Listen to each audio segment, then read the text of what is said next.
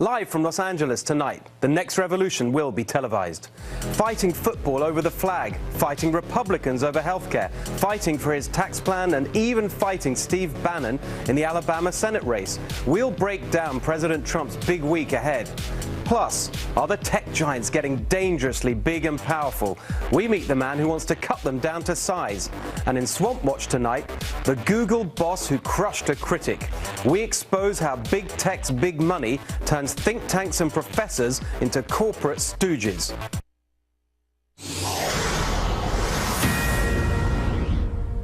Evening, everyone. Welcome to The Next Revolution. I'm Steve Hilton, and this is the home of positive populism. The big news today: growing protests in sport and beyond following the president's remarks about NFL players taking a knee at his rally in Alabama on Friday night. With a roundup of the day's events, let's go now to Fox News correspondent Marianne Rafferty, who's outside the LA Chargers stadium. Well, Steve, several NFL teams decided to stay in the locker room during the national anthem rather than deal with the controversy. The protest started early during the first game of the day, the Jaguars-Ravens game held in London, with players on both teams taking a knee. More than 100 players at games held across the U.S. also kneeling. The intense controversy began with a speech by President Trump at a political rally in Alabama, where he said those players who take a knee should be fired. Wouldn't you love to see one of these NFL owners, when somebody disrespects our flag, to say, get that son of a off the field right now, out, he's fired. And today, President Trump doubling down on those comments. I think it's very disrespectful to our flag and to our country. So I certainly think the owners should do something about it. There was great solidarity. I watched a little bit. I was not watching the games today. Believe me, I'm doing other things. But I watched a little bit, and I will say that there was tremendous solidarity for our flag and for our country. But owners showing support for their players' right to protest. The Texans founder, for example, releasing a statement reading in part, the comments made by the president were divisive and counterproductive to what our country needs right now. And fans have mixed reactions. Trump's our president, like it or not, and I feel that they should go out for the national anthem. I'm an American, so whether I agree with him or not, I feel as an American and a fan that you should be out there for the national anthem and you should stand proud. I voted for Trump, and I'm a big Trump supporter. I mean, I could have been happier when he got elected, but I think with what he's doing now, it's crossing the line. It's getting a little too personal. Either way, the fans say the controversy will not keep them from coming to games or watching the game they love on TV. Steve?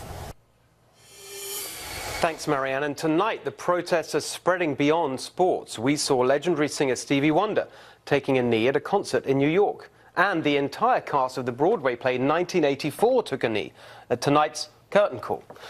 To discuss, I'm joined now by Fox News contributor and nationally syndicated radio host Richard Fowler, and Fox News contributor and the host of the David Webb Show on SiriusXM Patriot, David Webb.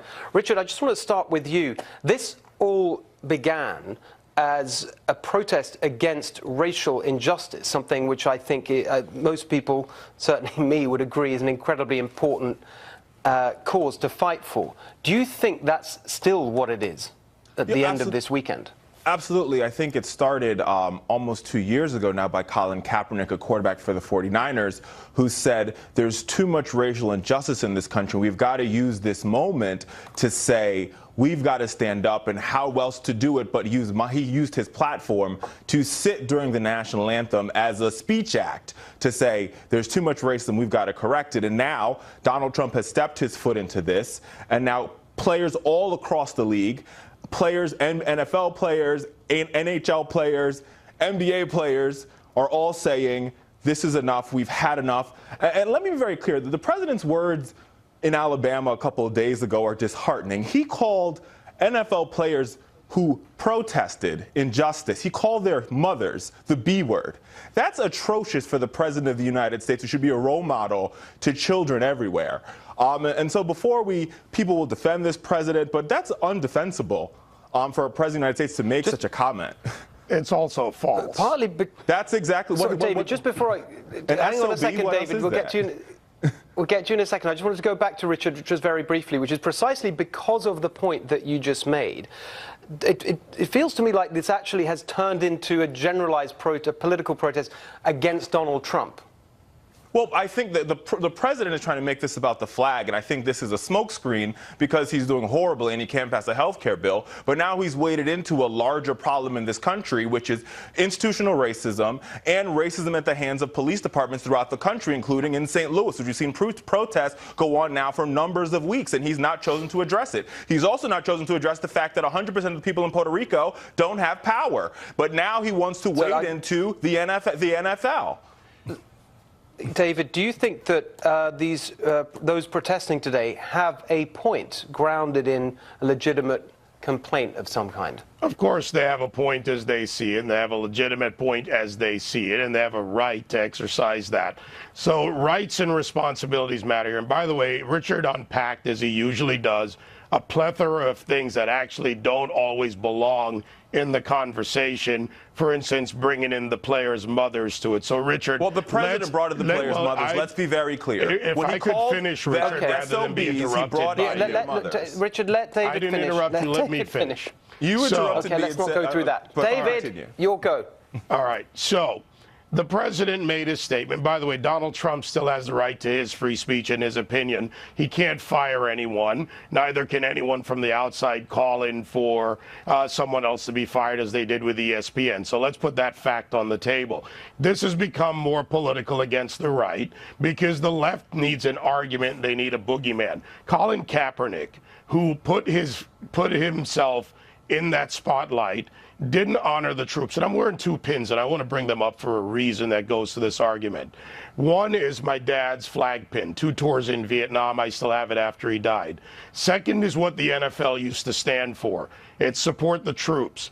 Instead of kneeling and supporting those who actually wear a uniform to defend, rather standing to support those who wear a uniform to defend their right to free speech, these elitists who make millions of dollars have decided not to do anything about the issues of racial injustice as they see it. Colin Kaepernick has done basically nothing organizationally in the last 2 years except fail out of football. And the others who follow along, rather than having a contextual discussion on the issues of race, go along with things like what Richard just said about institutional racism. Well, in order for institutional racism to exist in the United States, if I could just finish this, in order for such a thing to exist, you have to have codified law and social acceptance. Neither exists in the United States today when it comes to racism. There are outliers in this, and we can deal with that. I don't think that's right. Honestly, I hear you. I hear that point made, but that doesn't ring true to me. Just one point that we've made on this show repeatedly. Look, in this show we focus a lot on the whole populist movement and particularly the economic aspects of that. And we talk all the time about the fact that incomes have been stagnating in America for many, many years now, decades in fact. And we showed the data that showed that even whilst that's been going on, at every single level of income, black people earn less than white people. So I don't know how you can say that that's not an issue. My question finally to Richard is this. Do you think, hang on a second. I just want to put a final question to Richard before we move on, just specifically on the serious argument here about racial injustice. Would you accept that actually there are better ways to advance that cause than to do so in a way that causes such offense to so many Americans who see this action against something they love, the national flag and the anthem, and just think, you know what, I'm not even going to listen to your points because I just hate the way you're going about it. Isn't there a better way to make these arguments? Oh, I think that's a very valid question, Stephen. Let me answer that by saying this. To all of our veterans out there, I appreciate you and I appreciate your service. And I want to say this: I don't think there's any of the NFL players, and I know some of them very well, that are trying to disrespect vets by protesting, by sitting during the national anthem. What they're saying is this: you fight for our right to be Americans. You fight for our right to protest, and because you fight for our right, we're using that right to fight against injustice, and we're using that right to fight against policies and practices, and excuse me, I did not interrupt you.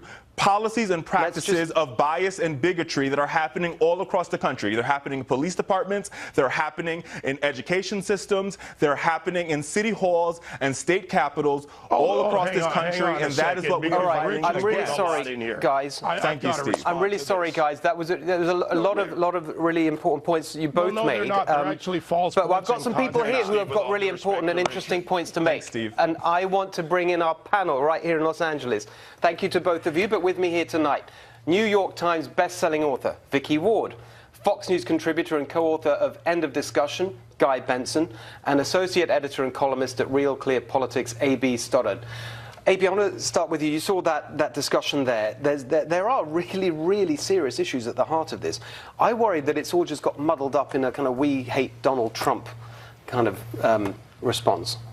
And we're not even going to get to talking about that's a good point. I'm in the lonely middle on this.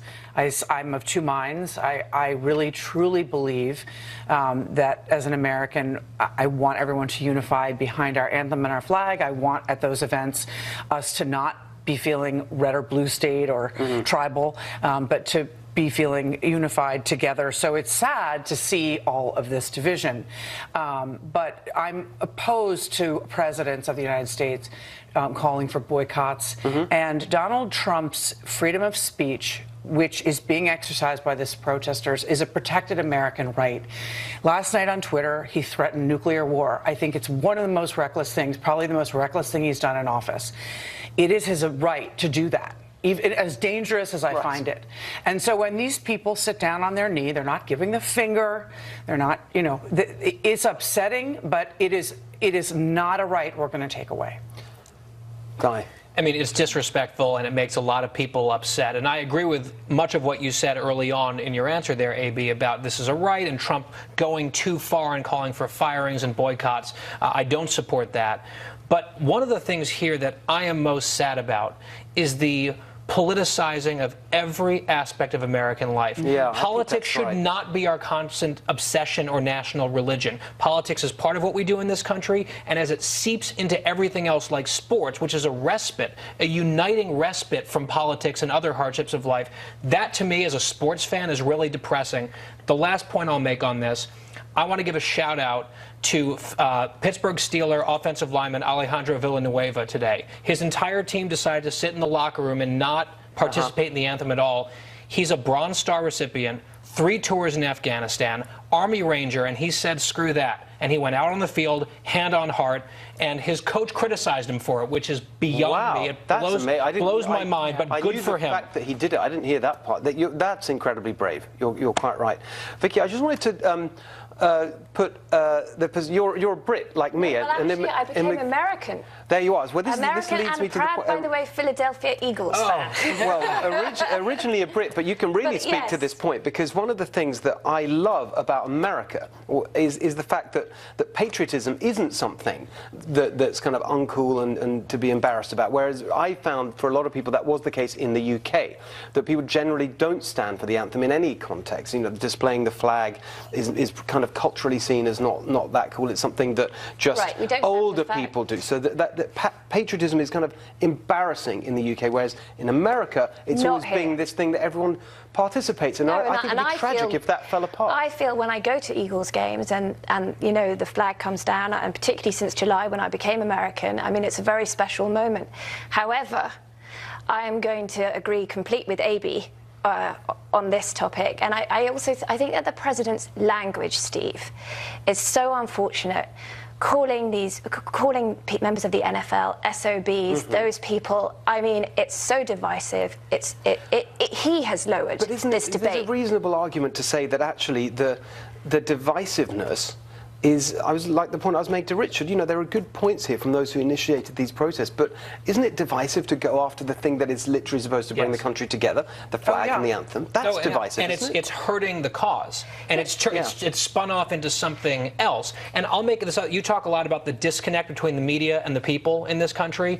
The disconnect between the sports media and sports fans in America is just as deep as we've experienced in politics. I guarantee you that Donald Trump has a lot more support from a lot more sports fans than the folks at ESPN and sports columnists across the country. Vicky, quick last word to you, because we got to go. I was just going to say, I mean, I hear what you say, but I also think that the whole point of protest is to do it in a forum like this, when everybody is watching and stir up debate.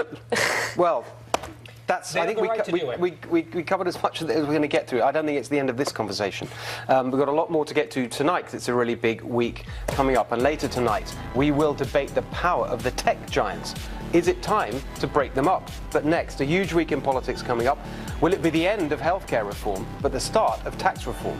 We'll break it down for you right ahead.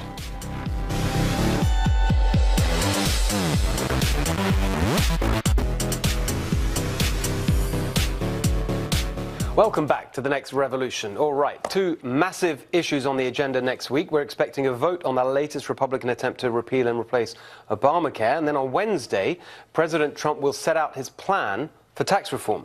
What does it all mean for the populist revolution that people voted for last November? Let's start with the healthcare situation. It's been evolving over the weekend, almost hourly. What do you make of where we are now and what's going to happen? There's a final negotiation going on between Senator Rand Paul, who was opposed from the beginning. He basically said it's still too much Obamacare. And he's asking for them to dismantle it further in a way that's impossible to pass, because then you'll have moderate Republicans drop off. And so this law is unrepealable by this Republican body in the Congress and the House and the Senate, but they never want to admit that. So they continue to stumble through these exercises. They can only fix it, but they cannot repeal it. So basically, you think that even if they have a vote, they're not going to get it? It's not going to pass this week. I don't think a repeal could pass. Okay. Something that they could call a fix. That's my sense. But it's the makeup of the Senate Republicans, the voters that put Trump in office. That whole debate has changed. They can't my view, all along, I've said it, week after week on this show, is that they shouldn't have started with this. They shouldn't have got bogged down in it. The reason that President Trump was elected was to get the economy moving. He should have started with the economic agenda, including tax reform and infrastructure. What do we make of that? What do you expect? It was a 7-year promise. Exactly. And they won 3 out of 4 elections on this central promise. And he repeated it. President Trump... No, he said it over and over again. Yeah, he said it day one. Right, he did, day one. So the other point I would make about how the Republicans might be able to emerge from this quagmire, Susan Collins from Maine, a moderate, has been one of the most intransigent Republicans in this whole process. No, no, no on everything. She actually has an Obamacare replacement bill that she put out with Senator Cassidy, who's teamed up with Lindsey Graham. I would like to know if Susan Collins would vote for her own bill on Obamacare replacement. It's further to the center than the other plans, but Republicans are desperate at this point.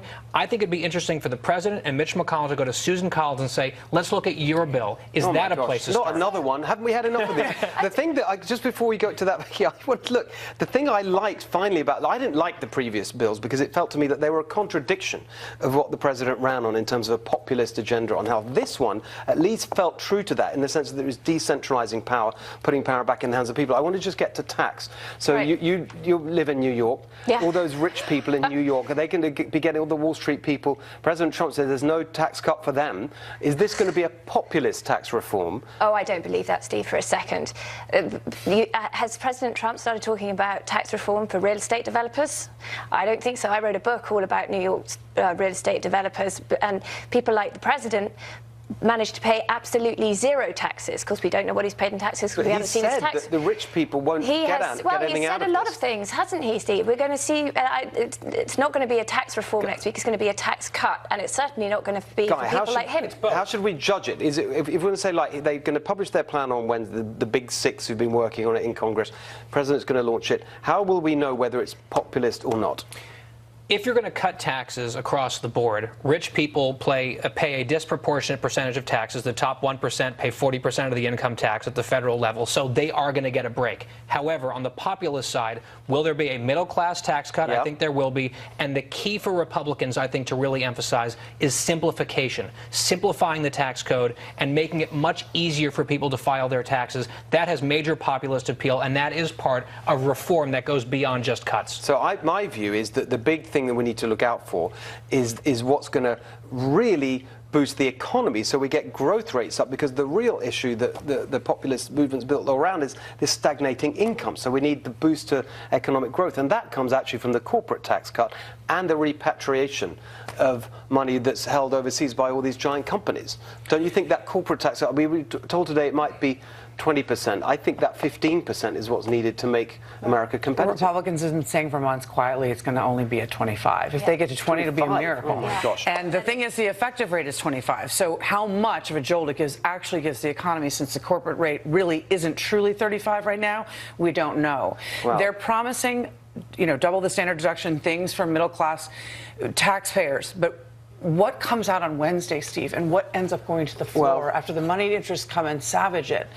Well, because that is the big question with all of this, but their loopholes is we don't know where we're going to end up. Well, that's certainly true. I'm afraid we're out of time on those two big topics. But coming up later in Swamp Watch tonight, we will expose how Google and the other tech firms use their money to buy up think tanks and academics. But straight after the break, are the tech giants a threat to our democracy? Our next guest says it's time to take them on.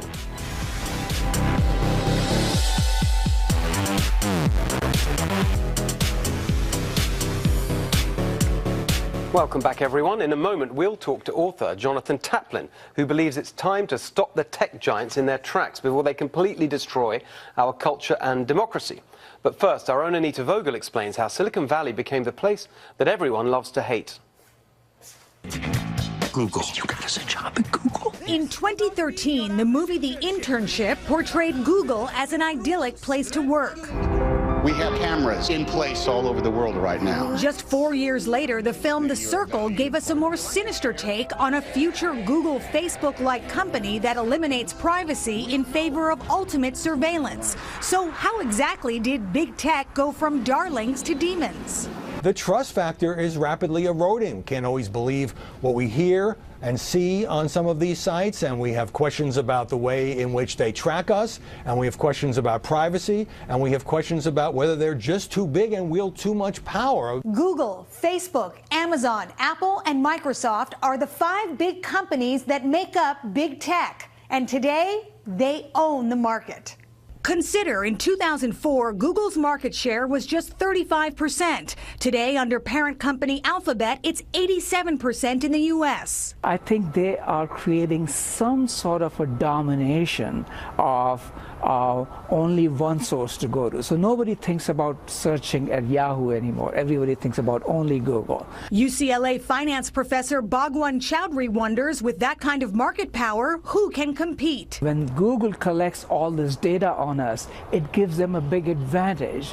When Amazon knows our spending patterns, it knows where we buy and how much we buy and what our incomes are, it gives them an advantage. Speaking of Amazon, in 2004, it had a net sales revenue of $6.9 billion. In 2016, it grew to nearly $136 billion. When it comes to mobile social networks, Facebook and its subsidiaries lead the pack. We've never had this before. It used to be, had a big railroad company or a big steel company, but these are companies that have their tentacles into almost every aspect of our lives. As for too big to fail, experts say no one is invincible. MySpace, do you remember MySpace? Well, MySpace was, at some point it had 100 million users, and everybody thought, oh, they're going to capture a good size of the market, and pretty soon after that, Facebook took over. And with revelations of selling ads to the Russians and concerns over data safety, it's no surprise big tech is on the defense. In Los Angeles, Anita Vogel for The Next Revolution.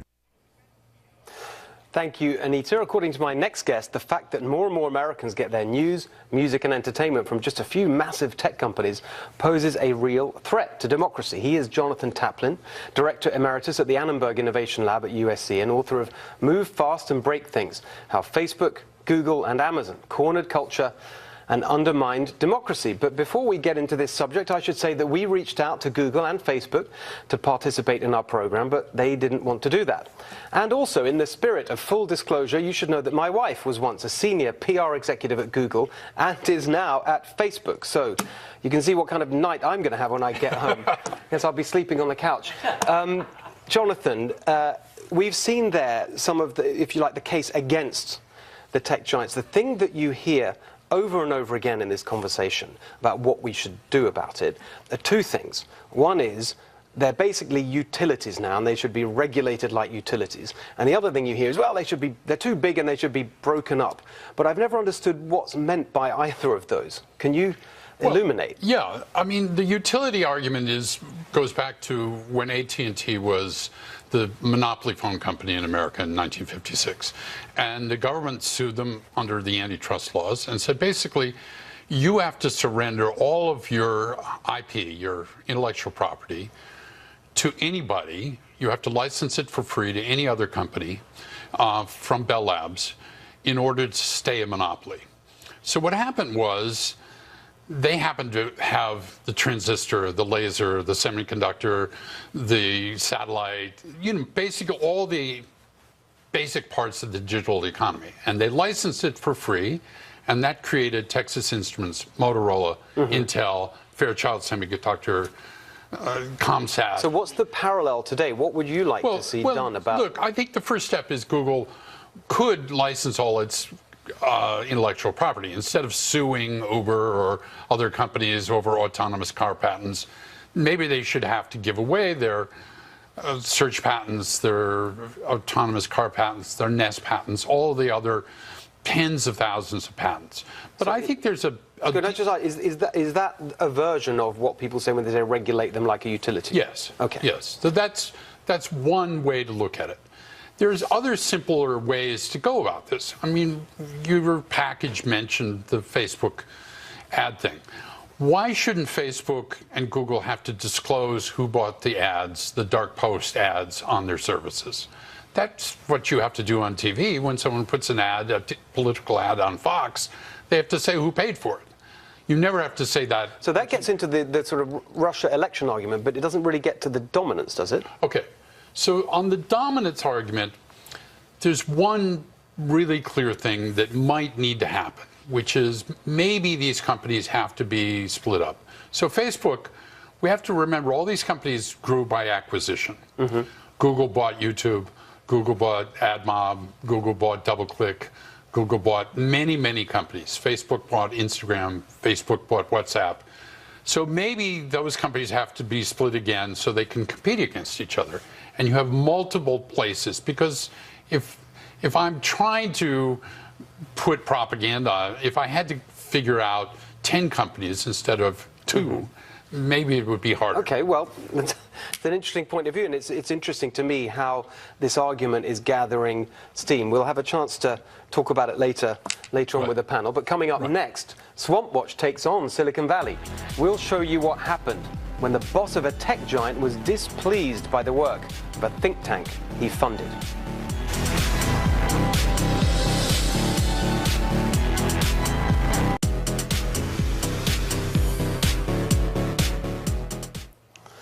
No industry wields greater influence than the tech sector. Apple, Google, Amazon and Facebook are in some ways more powerful than our federal government. The tech giants decide what information we see and what we don't.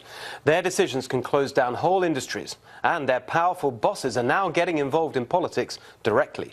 For many years they stuck to sunny California, but today they're a huge presence in the Washington swamp, spending millions to make sure legislation goes their way, providing a lucrative revolving door, or should we say portal, between industry and government. And they're even secretly funding lapdog professors to make their arguments for them. Big Tech is tonight's Swamp Watch.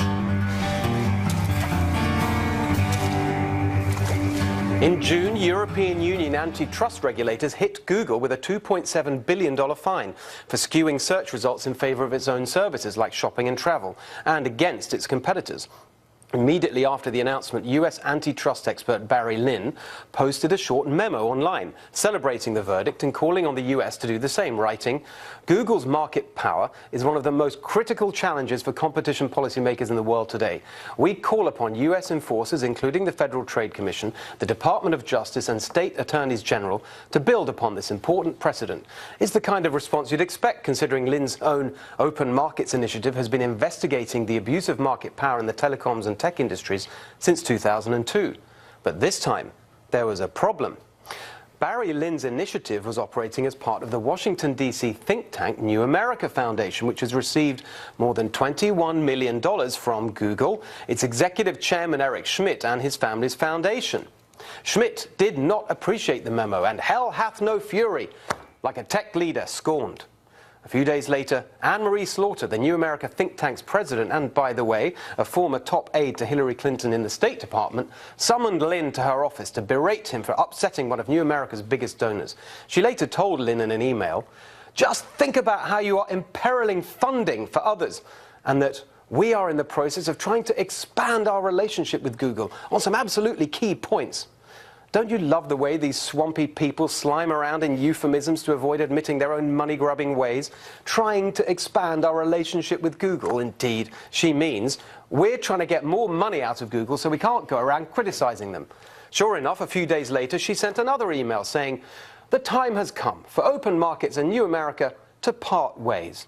Ms. Slaughter says that Lim was terminated because he refused to, quote, adhere to New America's standards of openness and institutional collegiality. Oh, for goodness sake, why can't this swamp creature ever be straight with people? Wait, we know why. She learned at the feet of the master, hanging out with Hillary at the State Department while she exploited her public office to channel cash into the swampy Clinton Foundation. Meanwhile, Barry Lynn says he was axed, obviously, because he dared to criticize New America's financial backer. He added, "Google is very aggressive in throwing its money around Washington and Brussels and then pulling the strings. People are so afraid of Google now." He's right. Google and its parent company, Alphabet, have steadily increased what they spend on lobbying. In 2002, they spent just $50,000 on lobbying. In 2016, they spent $15.5 million. And so far this year, they've already spent $9.5 million. Influence is not just money, of course. As in so many other sectors, in tech, there is now a well-oiled revolving door between government and business. Literally hundreds of people have spun through the revolving door between Google and the federal government, including America's former chief technology officer, multiple deputies, and the assistant director of the Office of Science and Technology Policy. But all this access to the levers of power is so much more effective if you have objective scientific data to back up your arguments. And if it doesn't actually exist, well, you can just pay for it. That's why, over the past decade, Google has financed hundreds of academic papers, paying professors between $500,000 and $400,000 apiece. A Wall Street Journal investigation found that, scandalously, some of the academics did not disclose Google's backing. Others shared their research with the company prior to publication. Devon Desai, then a researcher in law and technology at Princeton, spent over $2 million of Google's money on conferences and research papers, paying authors between $20,000 to $150,000 for their work on issues like intellectual property. He said part of his work was to put together lists of the top intellectual property academics so Google's lobbyists would know who to target. Then, in September 2012, the Federal Trade Commission was preparing to decide on whether to charge Google with antitrust violations, the biggest antitrust investigation since the landmark case against Microsoft in the 90s. To ward off an unfavorable decision, Google's law firm sent the FTC chairman a letter and attached those Google-funded, supposedly independent research papers in support of its arguments. They obviously did the trick. Google pledged to change its business practices and didn't face a fine. I guess it helps to have some of the nation's top academics in your pocket. To be fair to Google, all this really shows is that they've grown from a quirky startup whose motto was "Don't be evil" into a massive global corporation just like all the others. They compete in a swamp where propaganda like industry-funded research papers is now the norm. Microsoft, which owns the far less popular search engine Bing, paid Harvard business professor Ben Edelman, who criticized Google's search for being biased in favor of its own results. And tech and telecom companies, Verizon, AT&T, and Qualcomm, have all funded academic papers supporting their side in various fights with Google. Make no mistake, industry-funded research from top academics delivers business results. In fact, a well-crafted argument backed by hard data is probably even more effective than political donations. Many congressional staffers and regulators in Washington are young, underpaid, and simply don't have the knowledge, expertise, or even the time to push back. The transformation of academics and think tanks into corporate stooges is one of the most insidious and underreported scandals in the DC swamp, and you can be sure that we will be back to expose the industries, the companies, the think tanks, and the professors who participate in this particularly elevated form of corruption. Coming up, the panel and Jonathan Taplin weigh in. Don't go away.